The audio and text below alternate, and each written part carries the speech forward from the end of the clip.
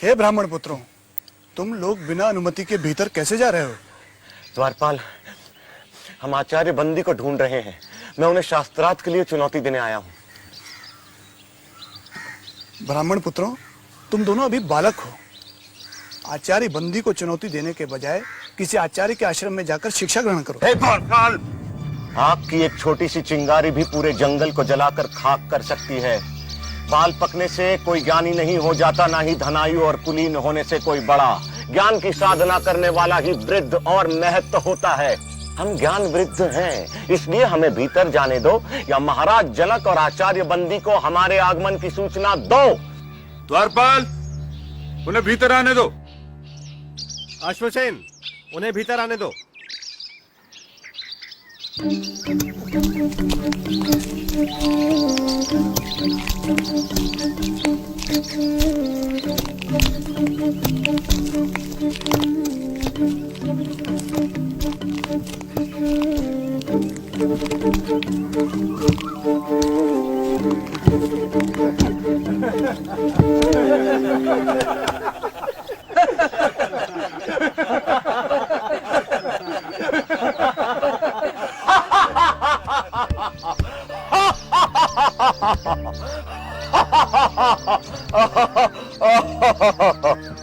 ब्राह्मण देवता, आप सभा को देखकर इस तरह क्यों हंस रहे हैं?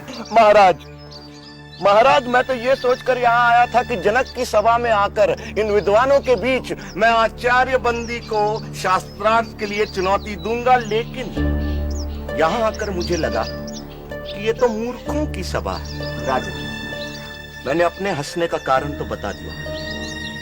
अब आप अपने मूर्ख विद्वानों से पूछे कि वे किस पर हंसे। मुझ पर या उस कुम्हार पर जिसने मुझे बनाया?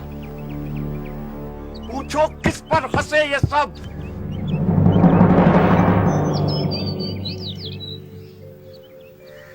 ब्राह्मण कुमार, मुझे और मेरे दरबारियों को इस अज्ञान के लिए क्षमा करें, पर मेरा निवेदन है कि अभी आप आचार्य बंदी से शास्त्रार्थ करने के लिए वयस्क नहीं हुए हैं। आचार्य बंदी से शास्त्रार्थ करना कठिन है।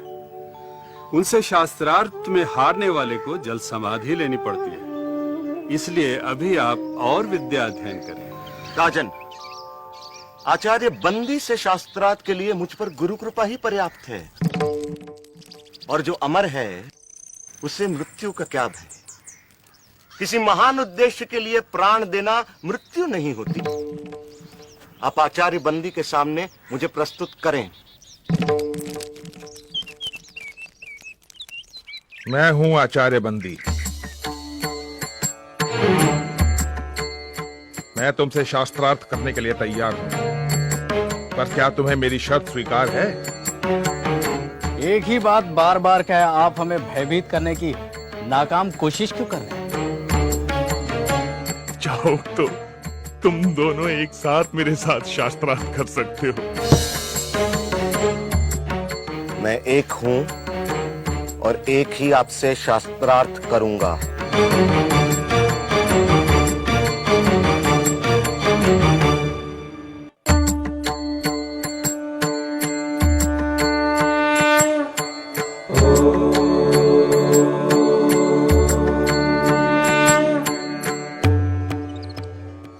प्रपंच क्या है? जो कुछ दिखाई देता है, जो कुछ, वह प्रपंच है। जो दिखाई देता है का तात्पर्य क्या है? जो दृष्टिगोचर है, मन और इंद्रियों का विषय है, जिसे मैं स्वयं जानता हूं, वही दृश्य है। जो दृष्टा है उसे कौन जानता है? स्वयं को कौन देखता है? उस स्वयं, उस आत्मा को देखने के लिए किसी की सहायता की जरूरत नहीं पड़ती। जैसे सूर्य को प्रकाश के लिए दिए की जरूरत नहीं पड़ती, वह स्वयं प्रकाशमान है। यह संसार कहां से और कैसे आया? यह सृष्टि उससे और सिर्फ उससे आई। वह कौन है? वह ब्रह्म है, वह ईश्वर है। वही अपनी माया से इस संसार को रचता है। वह ही रचनाकार, पालक और इस जगत का संहारक है। ब्रह्म इस संसार की रचना, पालन और संहार कैसे करता है।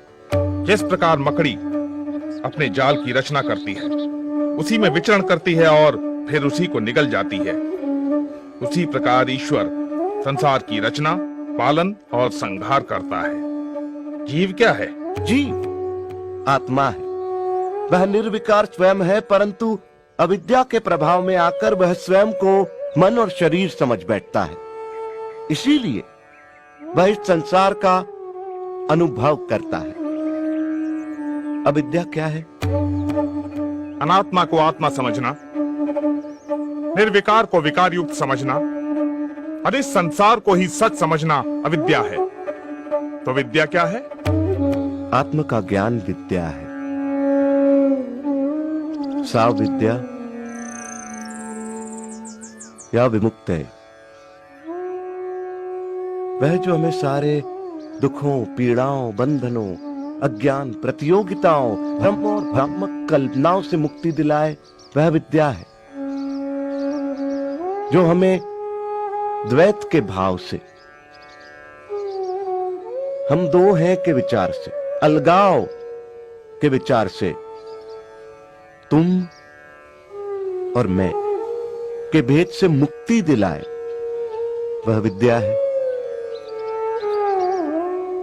विद्या दृष्टि देती है, जिससे मनुष्य अपने ब्रह्म रूप को पहचान सके। साधो साधो साधो। ब्रह्म को जानने की प्रक्रिया क्या है? उसे जानने के दो मार्ग हैं। पहला मार्ग यह जानना कि ब्रह्म क्या नहीं है।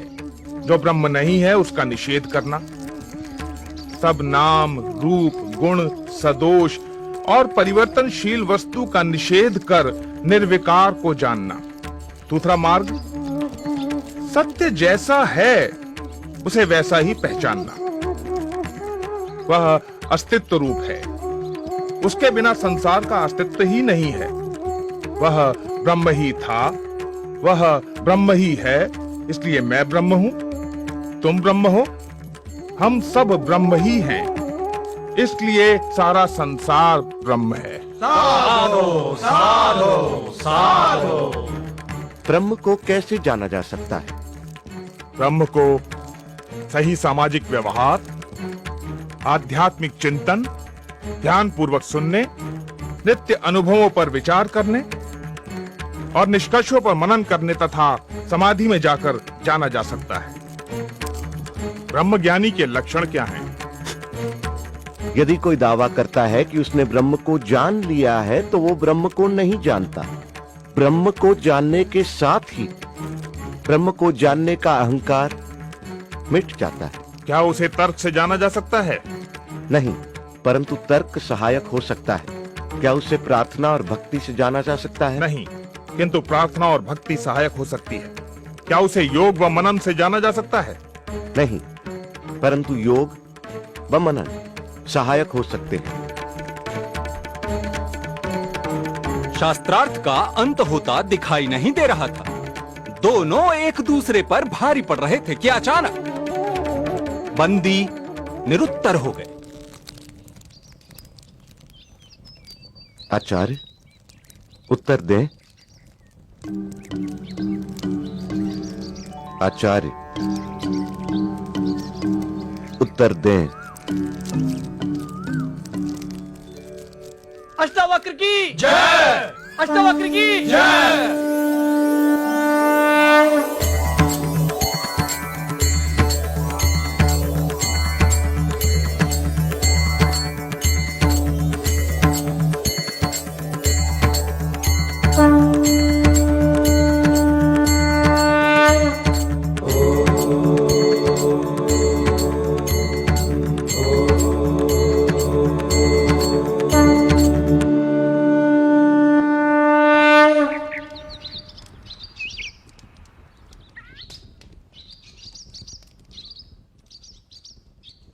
मैं अपनी पराजय स्वीकार करता हूं। मैं जल समाधि लेने के लिए तैयार हूं।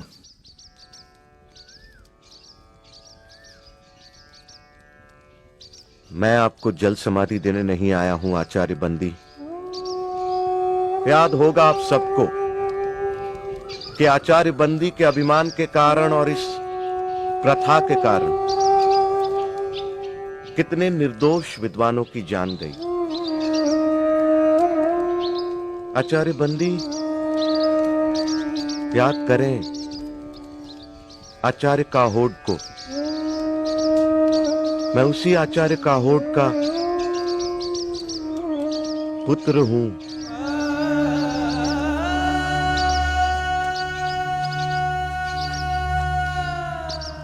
आज मैं विजयी हूं,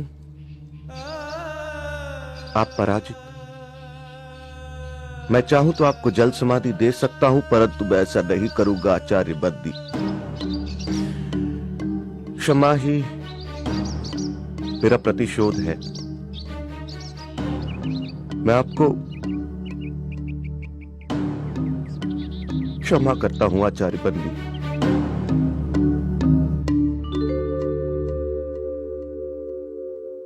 प्राण लेने से भी बड़ा दंड तुमने मुझे दिया बाल ज्ञानी। मुझसे पाप हुआ है, पाप हुआ है मुझसे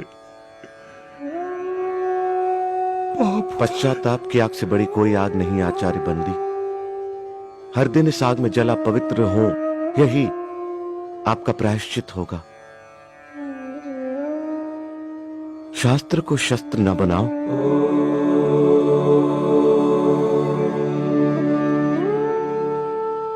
महाराज, शास्त्र जीवन का विकास करते हैं, शस्त्र जीवन का विनाश। जितना पुराना है हिमालय, जितनी पुरानी है गंगा, उतना ही पुराना है ये सत्य। हिंसा से कभी किसी ने किसी को नहीं जीता।